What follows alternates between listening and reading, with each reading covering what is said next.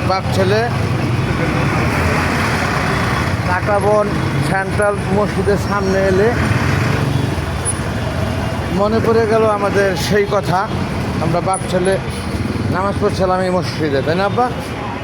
মাশাআল্লাহ, খুবই সুন্দর একটি মসজিদ।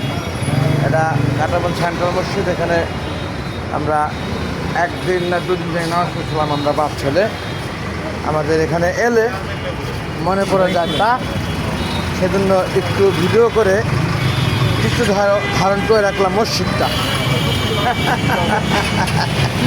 একটু ধারণ করে রাখলাম মসজিদটা।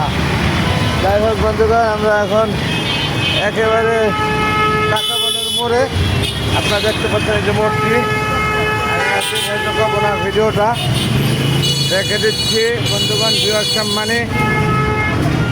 আল্লাহ হাফেজ এভরিবডি, থ্যাংকস অল।